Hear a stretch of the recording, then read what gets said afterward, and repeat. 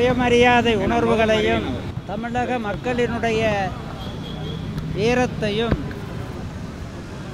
அந்நிய ஆதிக்கத்தை எதிர்த்து அடிமையில்லாமல் வாழ வேண்டுமென்ற தத்துவத்தையும் தமிழ் மண்ணில் விதைத்த திருமகனுக்கு தீரன் சின்னமலைக்கு நினைவு நாளை நாம் அனுசரிக்கின்றோம். இன்றும் தமிழகத்திலே இன உணர்வு, தமிழ் இன உணர்வு, திராவிட இன உணர்வு தலைத்தோங்கி விரிந்து கிடக்கிறது. காரணம் தீரன் சின்னமலை அவனுடைய அளப்பரிய துணிச்சல் மிகு ராஜதந்திரமிக்க அவருடைய அணுகுமுறை, அரசியல் முறை என்பதை நினைத்து பெருமிதம் கொள்ளக்கூடிய நாளாக இந்த நாள் இருக்கிறது. இந்த நினைவு நாளை நாம் நெஞ்சார மனமாற அனுசரிக்கின்றோம். நன்றி, வணக்கம்.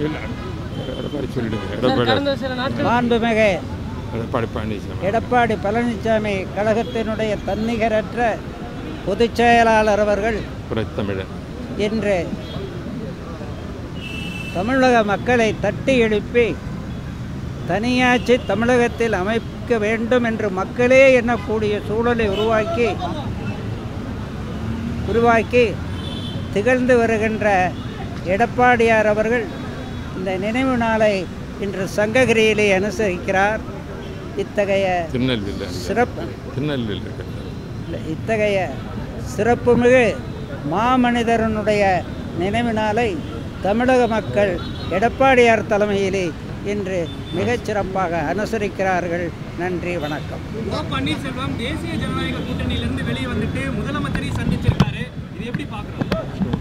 அவர் ஏற்கனவே அழிந்து விட்டார். கள்ள உறவு திமுகவோடு பலகாலமாக வைத்திருந்தவர் சட்டப்பேரவையிலேயே எங்கள் அப்பாவை பூஜை ரூமில் வைத்து, அதான் கருணாநிதியை பூஜை ரூமில் வைத்து அவங்க அப்பாவுடன் சாமி கும்பிட்டு விட்டு தான் மற்ற வேலையை செய்வோம் என்று சொன்ன அன்றே அவர் கள்ள உறவில் இருந்தார். அந்த கள்ள உறவை இன்று நிஜப்படுத்தி இருக்கிறார். அவ்வளவுதான். இது எங்களுக்கு லாபம், அவருக்கு அழிவு.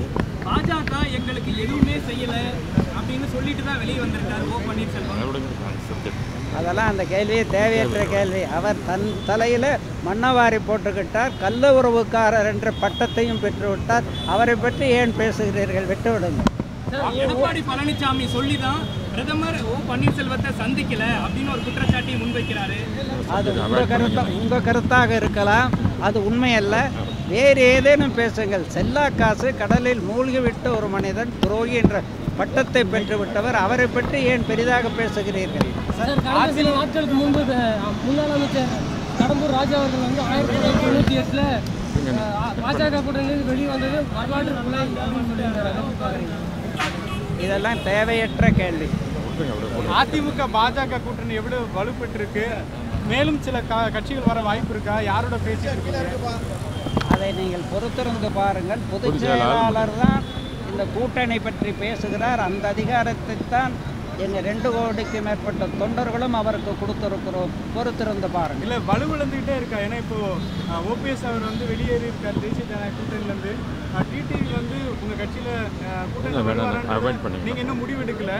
இல்லை, இதெல்லாம் தேவையற்ற கேள்விகள். தன்னிகரற்ற தலைவராக, தனியாட்சி அமைக்கக்கூடிய மாமனிதராக, மக்கள் கூட்டணி அமைத்துக்கொண்டு வலம் வருகிற எடப்பாடியார் என்பதை மக்கள் அறிவார்கள். இது போன்ற கேள்விகளை கேட்காதீர்கள். ஜனநாயக கூட்டணி ஒரு ஆபத்தான கூட்டணின்னு பண்ருட்டி ராமச்சந்திரன் சொல்றாரு. பண்ருட்டி ராமச்சந்திரன் பல கட்சிகள் மாறியவர்கள், பல கொள்கைகளுக்கு சொந்தக்காரராக இருந்தவர். அவருக்கெல்லாம் ஏன் நீங்கள் பத்திரிகைகள் முக்கியத்துவம் கொடுக்கிறீர்கள் என்று எனக்கு புரியவில்லை. ஐயா, மும்மொழி கொள்கை நீங்கள் ஏற்றுப்பீங்களா பாஜக கூட்டணியில் இருக்கிறதுனால? அதை பற்றி தெளிவுபட எடப்பாடி கூறிவிட்டார். அதை நீங்கள் படித்து பாருங்கள். பத்திரிகையை நீங்கள் படிப்பதில்லை, அவர் பேச்சையே கேட்பதில்லை என்பதை காட்டுகிறது. பாஜக கொண்டு வருவோன்னு சொல்றாங்க சார், பாஜக கொண்டு வருவோன்னு சொல்றாங்க, அதிமுக ஏற்க மாட்டேன்னு சொல்றீங்க. இல்லை, அதிமுகவுடைய 50 ஆண்டுகளுக்கு மேற்பட்ட ஆணித்தரமான கொள்கை இருமொழி கொள்கை, ஆங்கிலம் தமிழ்.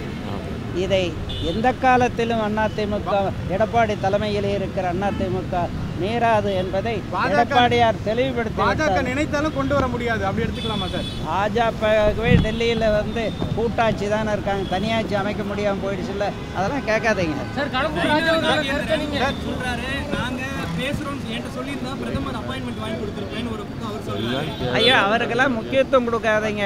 நீங்கள் என்ன வந்து செல்லா காசுகள் கடலில் மூழ்கி விட்டவர்கள் தான் நாட்டையே ஆள போகிறாங்கிற மாதிரி ஒரு கற்பனையில் பத்திரிகையில் பேசாதீங்க. உங்கள் பத்திரிக்கை மேலேயும் மக்களுக்கு சந்தேகம் வரும். ஓபிஎஸ் சார் வாழ்த்தி அனுப்புறீங்களா சார்?